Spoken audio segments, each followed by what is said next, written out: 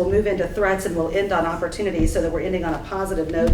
I think what you all are talking about in terms of risks and uncertainties are the same things that are facing other markets and other industries. And part of our best solution to all of that is to make sure that we are educating the next generation and getting them the help that they need to begin to puzzle through the complexities that you all are talking about here and the things that we're facing. I don't think it's unique to agriculture. I think it's certainly one of the things that is going to continue to threaten this area, the state of Illinois and agriculture as a sector. But I think that there are ways through if we concentrate, as Seamus has said earlier, on the educational quality. Dr. Riley, your thoughts on threats to agriculture? Well, I think there are multiple. I think farmers are the most experienced at reacting to this. They've been doing it since agriculture began. And so I think their ability to adopt new technologies to control the input prices. The biggest issue that I see to agriculture as a threat is the lack of certainty about what is happening, the threat of the small family farm, the growth of much larger ownership of agricultural land as an investment, as a commodity, as opposed to necessarily a production sort of capacity. And then some of the issues related to the weather and climate and things that you can't control and the ways in which those pose a significant threat in terms of production. And the other piece I would say is just farmers. An old farmer once described to me as it's the only industry where it's basically legalized gambling. You throw something in the ground in March and you pray to God that something comes out in September. And I've always found it interesting that this sort of economic strictures which farmers operate under are not a level playing field compared to other industries. I mean, we have more or less similar sort of kind of rewards and the cost of everything else has increased exponentially. And so some way in which farmers can have some more certainty about what their production is going to be in terms of their costs and output, but also like the investment in agriculture at a federal and state level needs to be sustained and needs to be increased. I think farmers have done everything they can in their power to use the technology and science and everything they can do to control their costs, but there needs to be more profit in agriculture for it to be sustainable. To be fair, we get a lot of government support that a lot of other private businesses don't, and we're reluctant to talk about that very often. But you know, we got some pretty nice checks from the government to get us through this COVID thing. So we're not totally in free fall. We do that, and we've got a federal crop insurance program that's, I think, almost universally used by farmers. Yeah, it costs us some money, but it's subsidized pretty significantly, and it's something farmers would really fight to keep now. We've had it for, I don't know, 10, 15, maybe 20 years, and it's just, it's a huge protection for us. Is that accurate for every single year? Do you see the same payment subsidized from the government every year, or was this COVID an example of like the stimulus checks that the rest of America got? It's invisible. Okay. The insurance industry, it uses the commercial insurance industry working with the government bureaucracy, and they're always fighting back and forth. Each side government thinks they're paying too much, the industry thinks they're not getting enough. And you've got that battle every year, but it's been a very successful program and widely used and widely valued.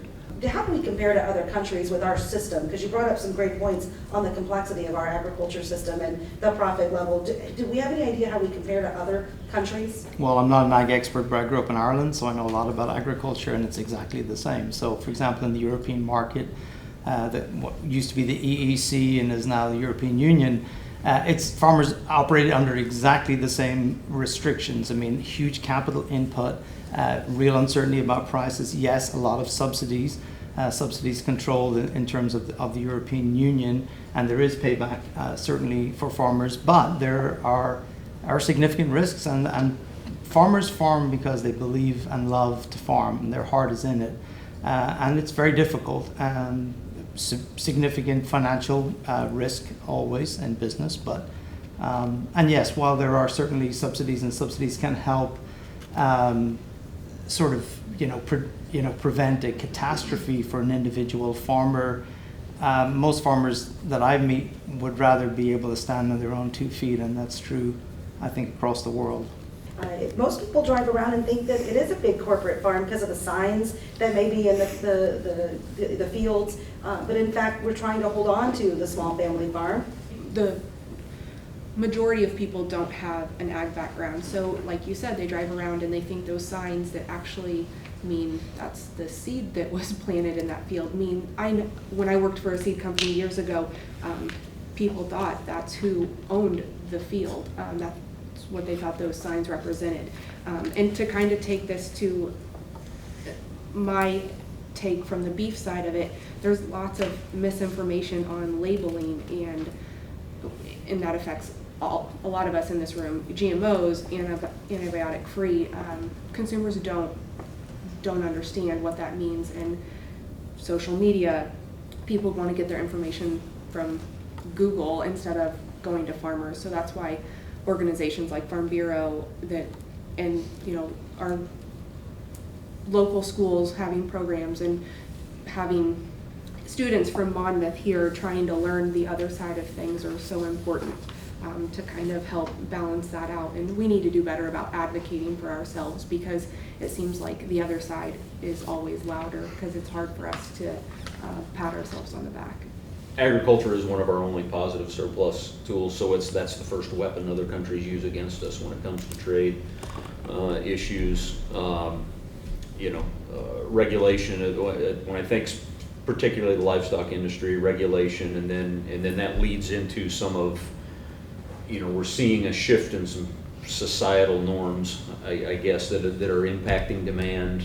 And to Cassie's point, we have because we've become so efficient, fewer and fewer of us are involved in farming and understand what production agriculture is, which means there's a much larger and larger percentage of our population that's further and further removed from it. And so that is driving that lack of familiarity, that lack of education, that lack of understanding is driving a lot of those shifts in societal norms that are impacting some of the demands and ultimately can threaten some of the things that the industry is trying to do, and so that lack of education, sort of domestically, I think that's a huge threat as well.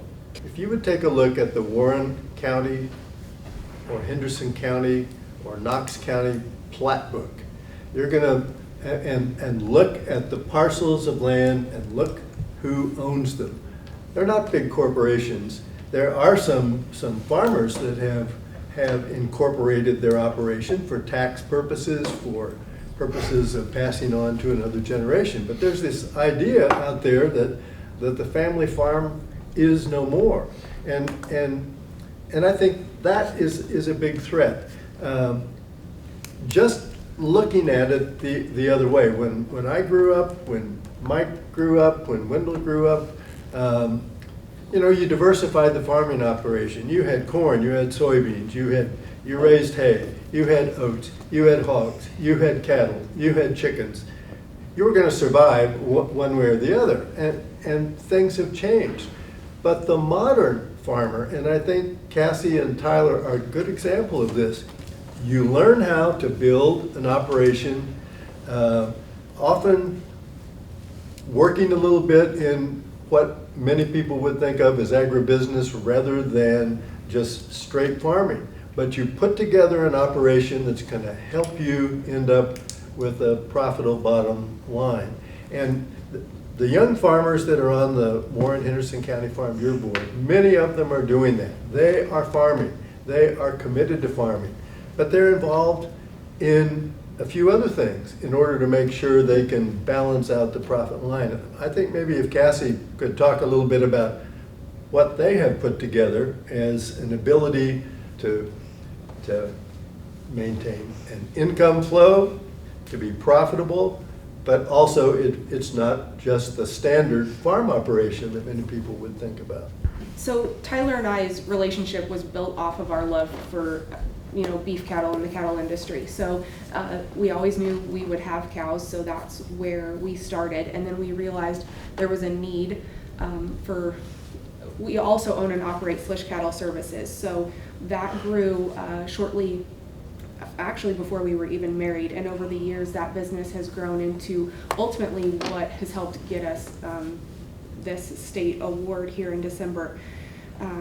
So Tyler works for a feed company and has for several years, and I have worked in crop insurance nearly 10 years. So those are our off the farm jobs to make ends meet, but we have grown our calf Angus Simmental operation there on our farm, and then built this business that has been huge to keep that cattle business running, and also helping my family's farm row crop operation in Knox County. So yeah, we've had to dabble in a little bit of everything, which our off the farm jobs still have to do with agriculture, but they allow us to still grow, our beef operation and our business. Farmers have had to go get that off the farm job because they needed the insurance to be able to pay the premiums, because that changed in the past few years. To be a young person in farming, if that's kind of your dream, is to farm or carry on your family's farming. I mean, my husband and I are in similar situations where we have multiple off-farm jobs to basically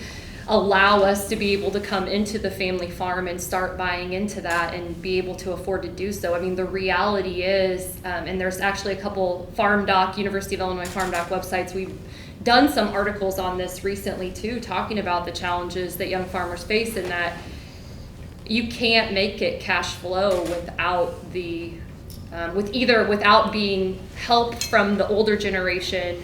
But if you are, a lot of times that older generation still needs their full amount of income to sustain themselves. They can't just give the younger person, machinery use for free or something like that. And so unless you're in a situation where your older generation of your family is able to do that, if you're paying for everything yourself, you need kind of another income stream to help do that. And there's some dynamics that have changed in the industry that have changed that from 30 years ago. There are a few things that make farming kind of unique.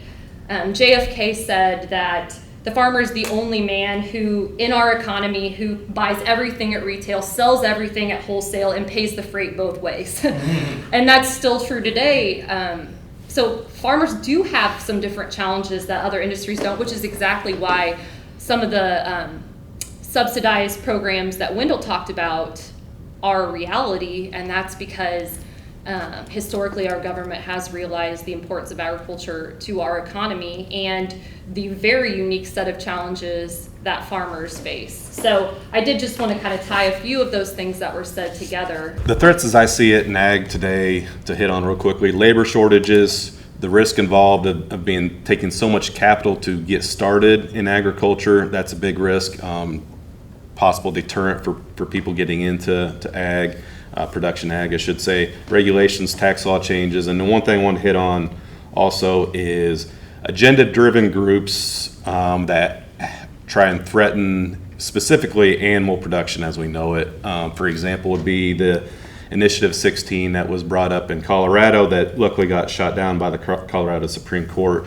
But this was a bill that was going to be put on the ballot, or proposed to be put on the ballot, to limit agricultural production, to tell farmers how they could take care of their animals, things that would be eliminated, such as embryo technology, artificial insemination, actually being able to help a cow that's having problems calving. That was going to be determined illegal. It was going to determine at what age you could market animals. For example, the lifespan of a cow was supposed to be determined at 20 years old, so you had to let an animal live at least a quarter of its life before it could be harvested for food. And God knows, my dad and I, we try and keep our cows as long as possible, but keeping a cow for 20 years is not a normal lifespan for a cow. So these are the kind of things I think that we need to be aware of. And once again, I believe it's from agenda-driven people that I think are well-intentioned, but just don't know exactly how animal production works in the United States. I think one of the biggest threats to agriculture today is just the not miscommunication, but lack of education in people on social media and people who are so far removed from farmers, not understanding that they're not just the stereotypical group of people. They are people who are working to provide for our economy and are working to be more sustainable. It's not like they're just trying to get every ounce of money they can. And I think with more education and more programs like Monmouth has, such as environmental studies, if the youth understood more about GMOs and, like what you said, antibiotics and what organic actually means, and understanding what a farmer actually does, it would bring more people together and less polarized and combative. And Grace, you had told me one day, we were training, actually doing a football game, and you made a comment to me that social media is very addicting, and there's so many, you had some actual numbers to share with me, and I thought about that, because our age group, we really don't, we're there to see what our aunts, uncles, nephews and nieces are doing. We forget that this generation, that they've only known the telephone. When we grew up, we were able to not have a telephone, as a device that we're online. But this generation, that's all they've known. And so they get a lot of their information scrolling, and like you say, it can be very addictive. Yeah, and you get your resources that is just a tunnel that is just so similar to what your opinion is already, that you can't diversify your resources and hear the other side, and that kind of thing is just very polarized. Someone can hover over one, misinformation, one social media video that may not be accurate, and then they're going to get fed video after video because of the algorithms. And if you have, one friend that posts something and you don't have a friend in agriculture to tell you that's not true, you kind of believe what you see without, giving it much more thought. Or it seems to be that's what consumers have been doing with social media.